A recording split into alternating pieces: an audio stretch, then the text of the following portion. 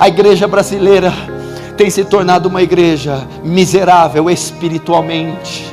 Ela não consegue alimentar a ovelha, não consegue suprir a necessidade espiritual da ovelha.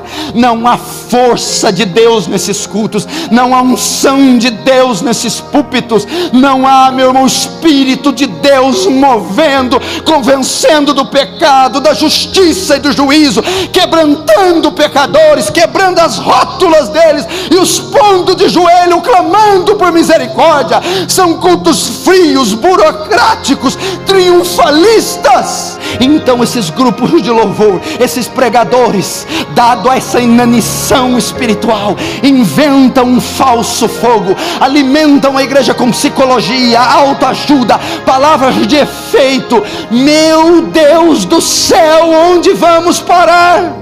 Deus não é tão puro de olhos que não pode contemplar o mal. Há pecado dentro da igreja. Os seus ministros estão pecando, os seus membros estão pecando. Esse é o estado, era o estado que estava Roma.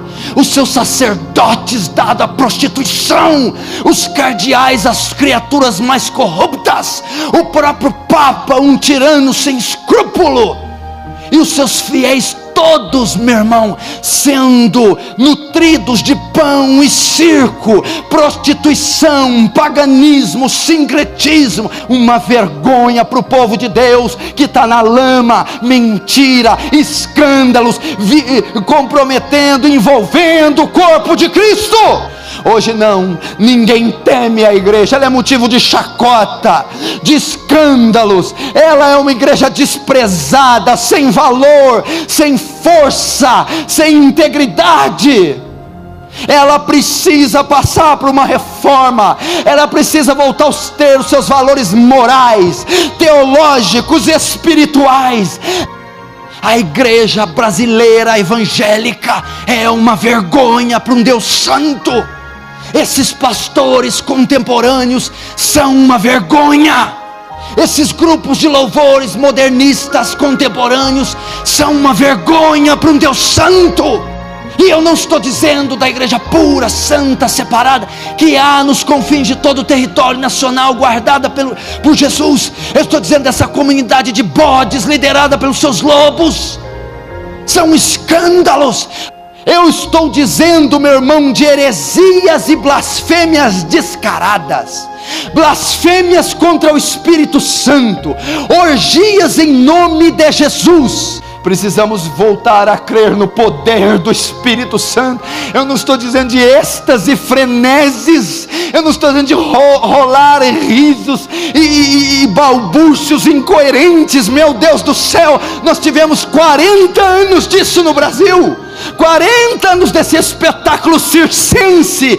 Eu estou dizendo um poder santificador, um poder regenerador, um poder para pregar o santo evangelho, como Pedro pregou. Eu estou dizendo unção que inflama o pregador, unção que põe ele diante de ossos secos e diz: pode esses ossos reviverem. Meu Deus do céu, nós somos peregrinos e forasteiros, não somos daqui, não somos dessa terra, somos cidadãos dos céus. Eu prefiro ir para o mundo, eu prefiro abandonar o meu ministério do que envergonhar aquele que verteu sangue por mim naquela cruz. Eu protesto contra esse cristianismo frívolo, ocioso, fraco. Eu protesto contra essa corrupção maldita. Eu protesto contra aqueles que vituperam o nome do Salvador. Eu protesto com essa vida cristã fria, seca, morta, mundana, relativista. Isso não é evangelho, isso não é igreja, isso não é cristianismo. Vamos viver com paixão, vamos viver com vício, vamos viver com vida, vamos amar a Deus, vamos cultivar a vida de oração, vamos crescer em santidade e vamos pregar aos perdidos. Meu irmão, é necessário ter choro, lamento, lágrimas, quebrantamento. Sabe o que é quebrantamento, não permaneça insensível. Meu irmão, sinta as dores de Deus, chore pela nação brasileira, chore pelo pecado de Judá e Israel, chore pela igreja, chore pelos líderes que estão se apostatando, clame por um derramar do Espírito sobre essa nação, clame por um derramar do Espírito sobre os púlpitos, clame por essa nação, para que ela venha ao arrependimento, para que ela clame Deus em lágrimas.